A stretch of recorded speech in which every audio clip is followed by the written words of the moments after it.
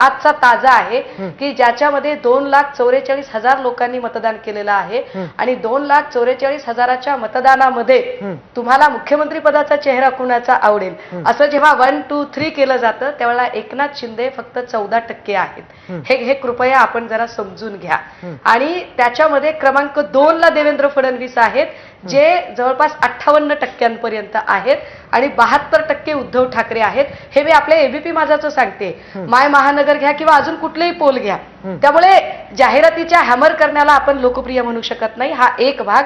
दुसरं असं की महायुतीचं सरकार जर आलं म्हणजे आपण रॅशनल विचार करू की जर आलं, ते तसं होणार नाहीये, पण जर आलं तर मग मुख्यमंत्री कोण?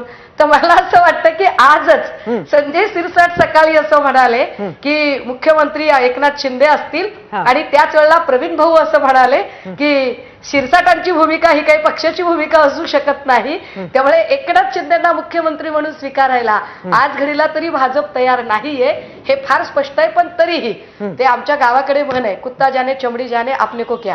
त्यामुळे त्या दोघांचा प्रश्न येतो, त्याच्यात आम्ही कशाला पडावं, त्या दोघांनी ते ठरवून घ्यावं. आमच्याकडचं काय असेल मला वाटतं की आम्ही त्याचा जास्त विचार केला पाहिजे. आमच्याकडे मला असं वाटतं की आदरणीय पवार साहेब असतील, काँग्रेसचे ज्येष्ठ नेते खरगे साहेब किंवा सन्मान्य राहुलजी असतील, इकडे उद्धव साहेब असतील, 3 लोक मिळून ठरवतील. त्यांनी ठरवलं आणि मला लाईन अप केलं की मी त्याच्यानुसार आपल्याकडे भूमिका मांडायला मोकळी असेल. सुषमाताई, आपण असं म्हणत आहात भाजपामध्ये नक्कीच कुठलाही राजकीय नेता याला मुख्यमंत्री पद मिळत असेल तर तो ते नाकारणार नाही, हे आपल्याला सर्वांना माहिती आहे. पण किमान दाखवण्यापुरती तरी मी रेसमध्ये नाही असं देवेंद्र फडणवीस, अजितदादा म्हणतात आहेत, शिंदे त्याच्या आजूबाजूलाच काहीसं म्हणतात आहेत. पण तुमच्याकडे परिस्थिती तशी नाही आहे.